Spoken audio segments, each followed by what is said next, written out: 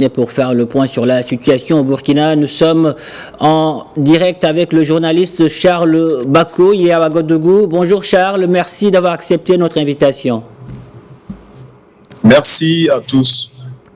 Alors, nous l'avons vu, les Burkinabés sont sortis nombreux hier pour manifester, disons, leur soutien aux putschistes. La rue qui salue le coup d'État.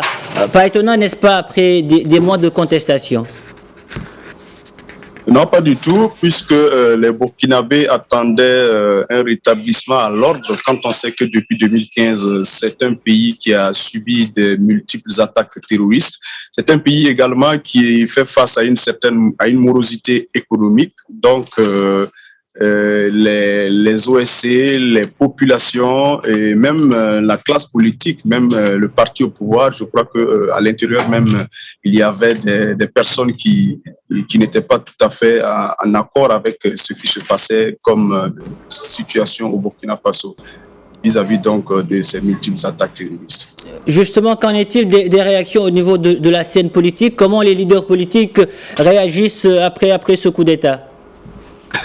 Oui, après la proclamation du coup d'État, il règne un sentiment de méfiance à l'endroit des partis politiques, opposition comme majorité, c'est-à-dire les déclarations tombent petit à petit à Ouagadougou. Mais avant la lecture de la situation par les partis politiques, l'un des premiers à condamner ce coup de force, c'est l'ancien parti au pouvoir, le Mouvement du Peuple pour le Progrès, MPP, qui a appelé ses militants à rejeter ce coup de force.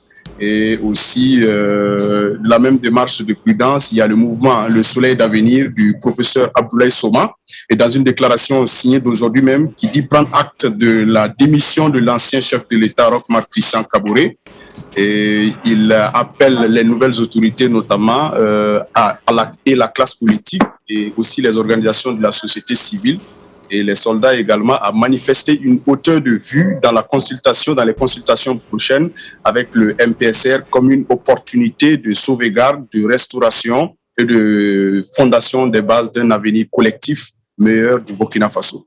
C'est un peu des déclarations qu'on a pu lire ce matin. Autre point, les condamnations internationales qui se multiplient, même son de cloche du côté de l'UA et de la CEDEAO. L'organisation ouest-africaine va d'ailleurs consacrer son prochain sommet extraordinaire à la situation dans le pays. Charles Bako, à ce rythme, ne va-t-on pas vers un isolement du Burkina? Oui, vous savez, c'est un peu le syndrome malien. Je crois que le cas du Mali a forcément inspiré le Burkina Faso.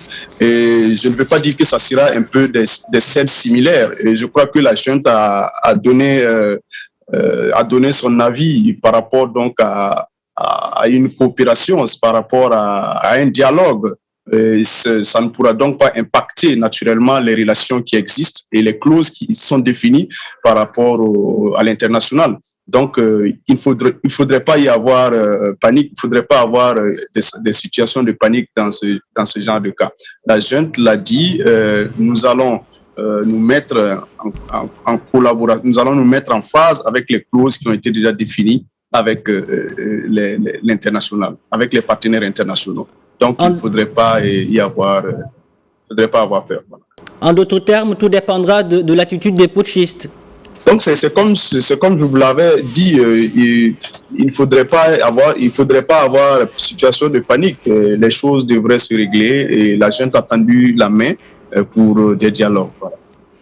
Alors, vu le contexte sécuritaire qui prévaut en ce moment au Burkina, ce coup d'État ne risque-t-il pas de favoriser l'action néfaste des groupes armés? Oui, de sources militaires, les différentes stratégies de lutte contre le terrorisme se préparent en réactivité. Et je crois que la gestion de l'Agence nationale des renseignements, l'ANR, sera pilotée par d'autres hommes. Il ne devrait normalement pas y avoir des répercussions, car à l'analyse des faits, nous pouvons dire que l'ancien pouvoir a été la cible depuis 2015, date à laquelle il y a eu la première attaque terroriste au cœur de la capitale, ce qui nous permet donc de faire un lien sur des désaccords avec des partis satellitaires. Et maintenant que la junte a pris les choses en main, je crois qu'ils pourront prioritairement définir des accords qui vont permettre au peuple burkinabé de ne plus être attaqué. Et que va-t-il advenir du président Kaboré? Oui, pour l'instant, le président Kaboré, comme la junte l'a bien précisé dans sa déclaration, il serait en lieu sûr. Personne ne sait où il est actuellement. Donc, nous ignorons ce qui va se passer plus tard. Charles Bako, merci d'avoir répondu à nos questions. Je rappelle que vous êtes journaliste indépendant. Merci. Merci.